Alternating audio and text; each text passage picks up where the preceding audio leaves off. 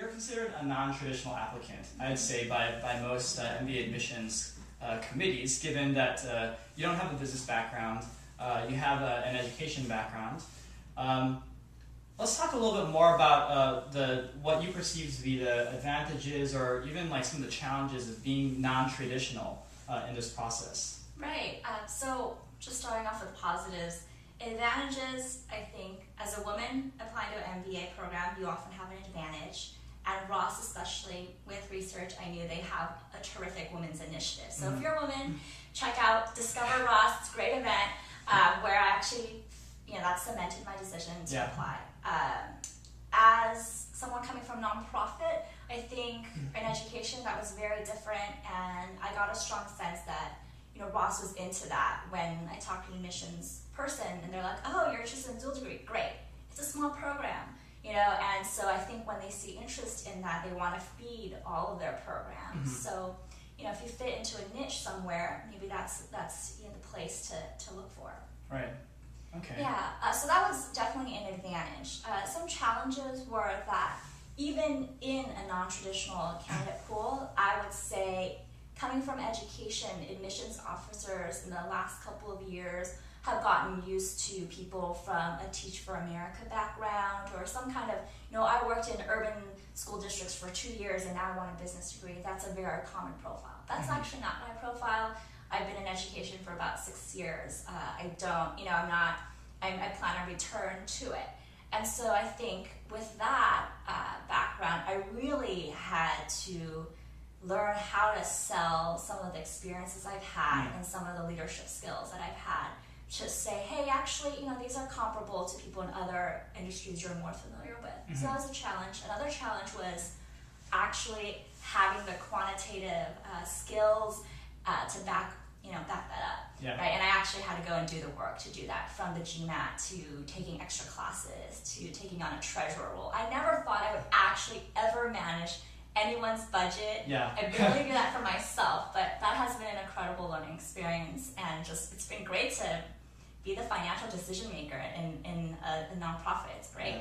And so let's see, another challenge. I think the biggest challenge is, as someone who no one, your friends, your colleagues expect to go to business school, you really have to believe in yourself. I know it sounds so corny, but to really think that, this is right for me, even though no one expected it.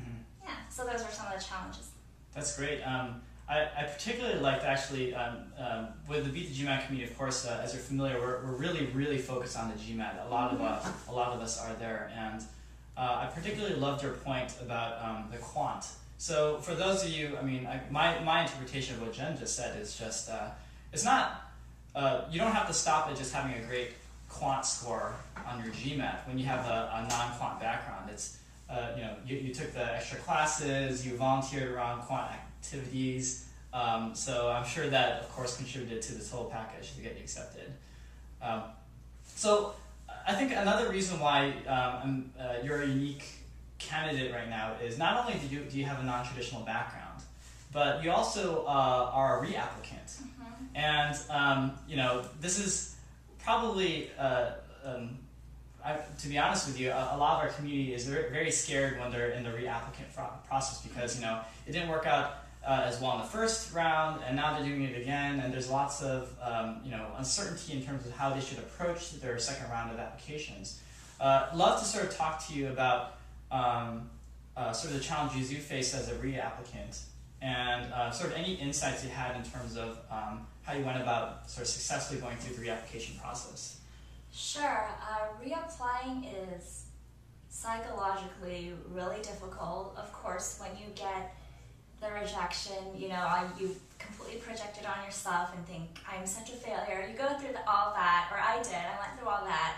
I ate ice cream, I moped, and then I finally decided that, I'm going to turn this failure into a learning opportunity. Like, what actually happened, and to really investigate that process is so central to getting to your goal. And so what I actually ended up doing, and I'll plug a little bit for one of your partners here, is Stacy Blackman actually has a great post. It's available for everyone about reapplying. and just asking yourself a series of these questions that she poses. After doing that, I was able to create basically a strategy for all the areas where I looked and said, oh, I didn't even do that. I didn't do that. You know, I realized I had rushed into this process. I applied to 2 schools in the Bay Area that I just figured I would apply to. I didn't do my research. Right. I didn't look at any comparable programs, even in Southern California. I mean, I was just sort of you were there, you know, and you were just like, go for it. But, you know, and I thought, oh, I'll just go for it. But I knew that there was some work that I had to do even going in. I didn't feel 100% the first time. Okay. You know, I went in. So having that strategy was really crucial to getting over that hump of feeling like, oh, failure, because I had all these action steps that I had to get done. Like, how did research sort of help you in your second round of applications, where it didn't help you, I think, in your first round? Right. So after self-reflection and looking at my own application, all the errors, what I realized was I hadn't really researched the schools. So what I ended up doing was saying, okay, let's change my criteria. I'm not going to say I'm only going to go to the Bay Area, because that's pretty unrealistic. Right. And so I started to look nationwide, and by doing that, I could focus on my other criteria, which were, where can I really focus on education and business as a niche, right? Where can I have a strong support network of people who are interested in social sector? Where can I get a great hands-down business, education in general, right? And so I came up with my own criteria. I even had my own rating system. I wouldn't go that far. I was a little overboard. But great tip, actually. And I came up with my own sort of indicators aside from U.S. News, right? I looked at how many people are in their net impact chapter, how many people are in their ed club, right? And what's the percentage of people who go on to do social sector work after graduation? Those are some of my criteria that won't show up on just these general rankings. I looked at pinstripes.com to see who was rated, and Ross is the #1 in the nation rated in terms of having the curriculum and extracurriculars around social sector, sustainability, things like that. That's great. So that was part of my research, and just made me feel like it wasn't just a hunch. I wasn't picking this for any reason, but the data that I had wanted to look at. So it made me more confident in my choice. So message to the Beat The GMAT community out there, use Jen's example of how she went about her research.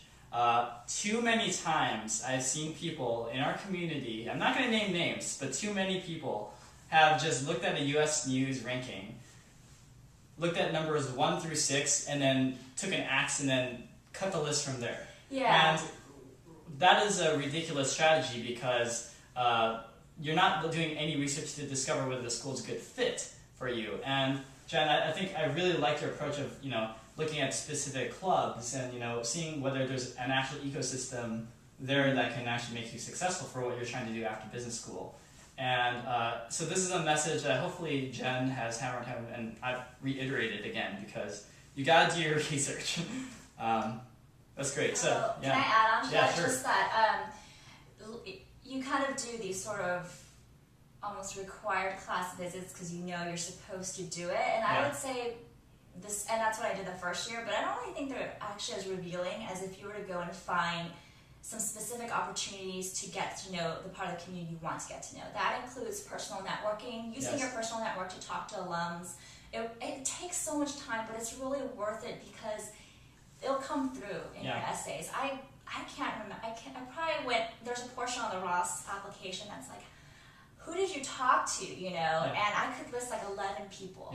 One of the other things is if there's some kind of event or conference that the school puts on that's tied more to your interest, that's what I did too. I actually flew out for this women's event that they had, and it was a much better experience than doing this kind of class visit that everyone does. I actually got to experience being taught a class by their strategy professor, participating in the class and not just sitting there. There's nothing I can't stand more as a teacher than just not participating in a class. So for me, that was, really important. That's great.